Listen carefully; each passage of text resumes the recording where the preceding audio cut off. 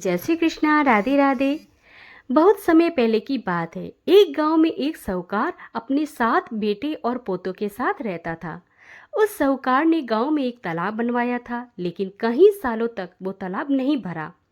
तालाब नहीं भरने का कारण पूछने के लिए उसने पंडित को बुलाया। पंडित ने कहा कि इसमें पानी तभी भरेगा जब तुम या तो अपने बड़े बेटे या अपने बड़े पोते की बलि दोगे। तब साहूकार ने अपनी बड़ी बहू को पीहर भेज दिया और पीछे से अपने बड़े पोते की बलि दे दी। इतने में गरजते बरसते बादल आए और तालाब पूरा भर गया। इसके बाद बचबारस आई और सभी ने कहा कि अपना तालाब पूरा पानी से भर गया है, अब इसकी पूजा करने चलो। साहूकार अपने परिवार के साथ तालाब की पूजा करने के लिए चला गया और दासी से बोल के गया था कि गेहूला और धनुला को पका ले।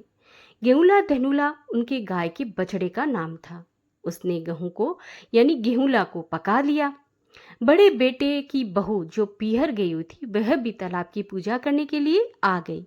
तालाब पूजने के बाद में वह अपने बच्चे से प्यार करने लगी। तभी उसने बड़े बेटे के बारे में पूछा। तभी तालाब में से मिट्टी से लिपटा हुआ उसका बड़ा बेटा निकला और बोला, माँ मुझे भी प्यार करो।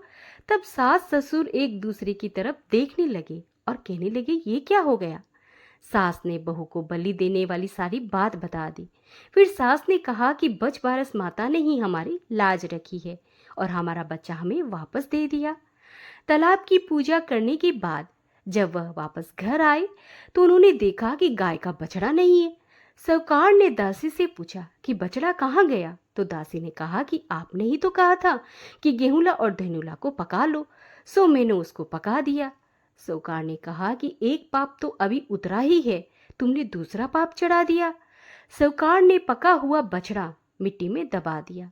शाम को गाय अपने घर आई तो उसने देखा कि बच्चा नहीं है, तो वो ढूंढने लगी और फिर मिट्टी खोदने लगी। तभी मिट्टी में से बछड़ा निकल गया। साहूकार को पता चला तो वह भी बछड़े को देखने के लिए गया। उसने देखा कि बछड़ा गाय का दूध पी रहा है। तब साहूकार ने पूरे गांव में ये बात फैला दी कि हर बेटे की माँ को बचबारस का व्रत करना चाहिए। हे बचबारस माता, जैसे साहूकार की बहू को दिया वैसे हमें भी देना। कहानी कहते सुनते कि सभी मनोकामनाएं पूर्ण करना। जय श्री कृष्णा। राधे राधे। विनायक जी की कहानी। एक ब्राह्मण था। वह सुबह जल्दी उठकर गंगा जी में नहाता था और विनायक जी की पूजा करता था, परंतु उसकी औरत को पूजा आरती अच्छी नहीं लगती थी। वह गुस्से में आकर कहती कि दिन निकलने से पहले पूजा करने बैठ जाते हो, मैं झाड़ू कैसे लगाऊं, कैसे काम करूं, बीच में तुम बैठ जाते हो। परंतु वह पूजा करते समय कुछ नहीं सुनता। एक दिन ब्राह्मण तो गंगा जी चला गया नहाने के लिए और उसकी ब्राह्मणी विनायक जी की मूर्ति कहीं पर छिपा दी। ब्राह्मण ने आकर देखा कि मूर्ति कहाँ चली गई, तो उसने पूछा कि मेरी मूर्ति कहाँ है भगवान की। तो उसने कुछ नहीं बताया और कहा, मुझे नहीं पता, मुझे क्या पता कहाँ रखी है। तब उस ब्राह्मण ने रोटी पानी अन्न आदि कुछ भी ग्रहण नहीं किया और कहा कि मैं तो पूजा करके ही रोटी खाऊंगा। तब ब्राह्मणी ने बहुत कहा कि खाना बन गया है, खा लो, परंतु ब्राह्मण ने नहीं खाया और रोने लगा। ब्राह्मण को रोता देख एवं उन दोनों की लड़ाई देखकर वह मूर्ति हंसने लगी। तब गुस्सा होकर ब्राह्मणी बोली कि वह मूर्ति हंस रही है। तब ब्राह्मण ने देखा कि गणेश भगवान की जो मूर्ति थी वह हंस रही थी, तो उन्होंने उसको उठाया और स्थान पर रखकर उसकी पूजा की। गणेश भगवान बोले कि बहुत दिन हो गए, तूने मेरी बहुत अच्छे से सेवा की है, इसलिए तू मांग।